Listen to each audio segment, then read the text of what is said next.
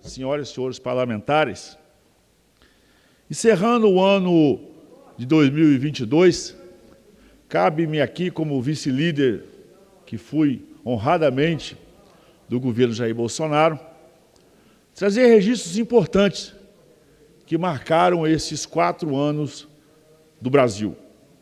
É fácil, muitas vezes, eu vejo a despreparada e desqualificada oposição que todo o tempo trabalhou para atrapalhar o governo Jair Bolsonaro, para as mudanças e reformas aqui nesse país, ficaram muitas vezes gastando tempo em parar o jogo e, naturalmente, não contribuíram para os avanços que o país precisava. Primeiro, ressaltar que, depois de muitos anos, nós estamos encerrando o ano com a menor taxa de desemprego da nossa história. O índice que hoje já é menor do que 8%. Ainda é muito, mas precisamos de considerar os desafios nossos, principalmente sanitários, os desafios da economia. Nós estamos aí na ressaca da pandemia, que não foi pequena. E no auge da pandemia, a gente sabe da turma do Para Tudo, as dificuldades que foram para poder fazer esse enfrentamento. E aqui cabe destacar assim, as inúmeras intervenções do governo federal, principalmente para manter a economia funcionando, mas com uma preocupação extrema com os trabalhadores. Os programas lançados pelo Ministério da Economia, pelo Ministério da Cidadania, e compartilhado com todos os outros ministérios, aqui da Agricultura, Ministério das Minas e Energia, para a preservação do emprego. Mostrou-se eficiente, mostrou-se eficaz e trouxe resultados significativos. Ou seja, o trabalhador, a família brasileira foi a prioridade do governo durante, naturalmente, esse processo. Ao mesmo tempo, um governo que trabalhou para abrir as fronteiras do Brasil.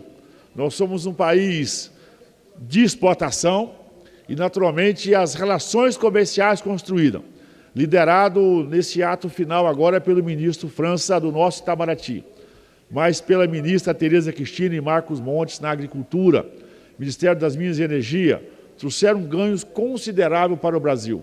O Brasil conseguiu dialogar com o mundo sério, o Brasil conseguiu ter credibilidade e respeito, de forma que a nossa balança comercial do agro, principalmente, foi uma balança superavitária. Isso não é fruto do acaso, embora muita gente da oposição ao governo Bolsonaro trabalhou para falar mal do Brasil, a credibilidade do governo, dos seus ministros e principalmente o profissionalismo do setor produtivo nos levou a conquistas extremamente importantes. Mas preciso ressaltar aqui também alguns marcos que foram muito importantes, presidente Henrique Missassi. E quero celebrar com Vossa Excelência aqui o novo marco do saneamento básico. Vossa Excelência, que preside a nossa frente aqui na casa, foi um deputado atuante e participativo nesse tema, talvez um dos temas mais importantes que nós botamos aqui nessa casa. Até porque, historicamente, os governos do passado não deram atenção, não deram nenhum valor ao saneamento básico, e nós temos hoje um moderno marco do saneamento básico que está criando emprego, criando oportunidade, atraindo os novos capitais e, naturalmente, ajudando a levar a dignidade mais de 130 milhões de brasileiros que estavam abandonados pelos governos anteriores.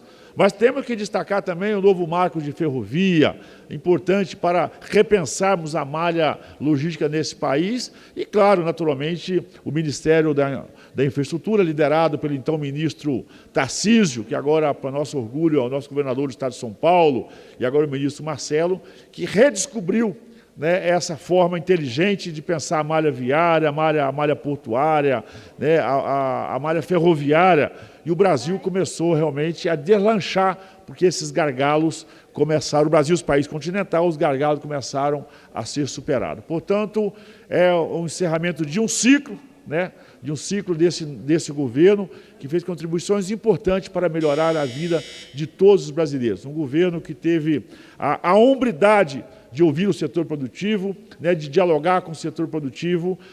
Trabalhamos temas aqui como a liberdade econômica, a autonomia do Banco Central, que às vezes passa desapercebida, mas nesses tempos de turbulência, um Banco Central autônomo, e foi uma decisão corajosa do presidente Jair Bolsonaro, junto com o ministro Paulo Guedes, que está trazendo a todos nós essa tranquilidade. Senhor presidente, só mais um minuto para a gente poder encerrar. De forma que eu quero dizer que foi um orgulho, né, servir como vice-líder a esse governo e não abrindo mão naturalmente das nossas pautas, eu que estou aqui nessa casa, a partir da agricultura, a partir do cooperativismo, trabalhar por todo o país. Naturalmente, esse governo que deixa esse legado e que redescobriu a importância do patriotismo, e nós vamos honrar esse legado desse governo de geração em geração. Muito obrigado, senhor presidente, eu peço que seja anunciado isso na Voz do Brasil. Obrigado, deputado Evair. Passo a palavra à deputada Lídice da Mata, do PSB da Bahia, pelo prazo regimental. Muito obrigada, senhor presidente. Senhoras e senhores deputados, meios de comunicação da Casa que nos levam para o Brasil inteiro,